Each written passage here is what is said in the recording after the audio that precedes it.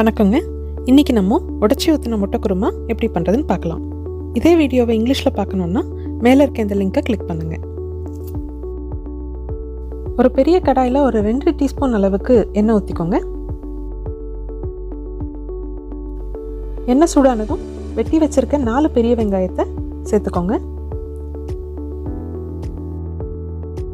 கூடவே ஒரு 8லேருந்து 10 பச்சை மிளகா சேர்த்துக்கோங்க. உங்கள் காரத்துக்கு ஏற்ற மாதிரி சேர்த்துக்கோங்க. அடுத்ததான் ஒரு 6 பல்லு பூண்டும் 1.5 இன்ச்சுக்கு இஞ்சியும் சேர்த்துக்கோங்க. குருமாவை பொறுத்த வரைக்கும் வெங்காயத்துக்கு ஈக்குவலாக தக்காளி சேர்த்துக்கணுங்க. ஸோ அதனால் நான் இன்னைக்கு ஒரு 4 தக்காளி சேர்த்துருக்கேன்.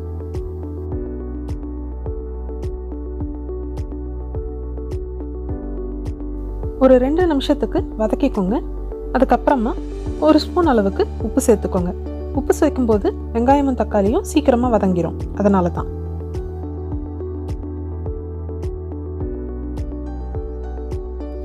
இப்போது கடாயை மூடி போட்டு மூடி ஒரு 5லேருந்து 10 நிமிஷம் வரைக்கும் வதங்க விடுங்க.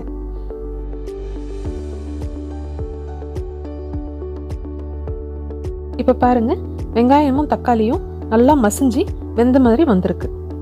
இப்போது கேஸ் ஆஃப் பண்ணிவிட்டு நல்லா ஆற விட்டுருங்க. ஆறுனதுக்கப்புறமா ஒரு மிக்சியில் சேர்த்து நல்லா மைய அரைச்சிக்கோங்க. அடுத்ததாக அதே பாத்திரத்தில் ஒரு 2 ஸ்பூன் எண்ணெய் விட்டு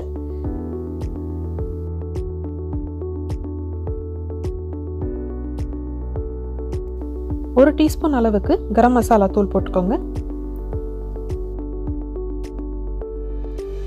இப்போது இது கூடவே நம்ம அரைச்சி வச்சுருக்க வெங்காயம் தக்காளி விழுதியும் சேர்த்துக்கோங்க. மஞ்சத்தூள் சேர்த்துட்டு நல்லா கலந்து விட்டு ஒரு 1 நிமிஷம் வதக்கிக்கோங்க.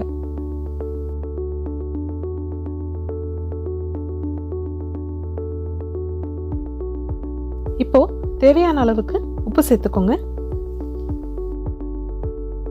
அடுத்ததாக நான் ஒரு 1.5 கப் அளவுக்கு தண்ணி சேர்த்துருக்கேன்.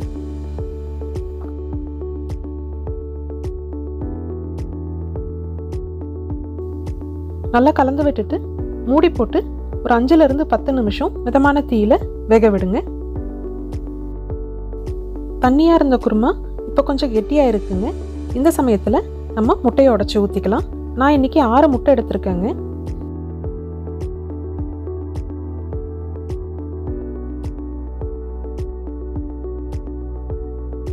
எல்லா முட்டையும் உடச்சி ஊற்றுனதுக்கப்புறமா தீயை நல்லா கம்மி பண்ணிடுங்க. இந்த சமயத்தில் முட்டை வேகிற வரைக்கும் சிறு தீயிலேயே வேகட்டுங்க.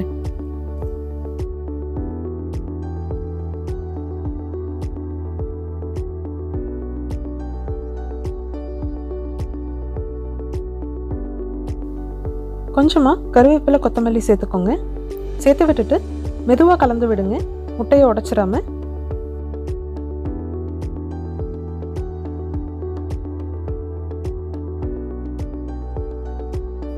அடுத்ததான் குருமாவுக்கு டேஸ்ட் கொடுக்கறதுக்காக தேங்காவோ இல்லைன்னா முந்திரியோ இல்லை பாதாமோ, நான் இன்னைக்கு பாதாம் ஒரு கைப்பிடி அளவுக்கு எடுத்திருக்கேன்.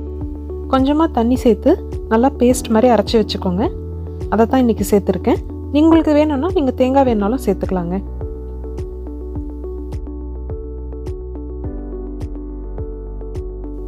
அவ்வளோதாங்க, திக்கான சுவையான உடச்சி ஊற்றின முட்டை குருமா தயார்.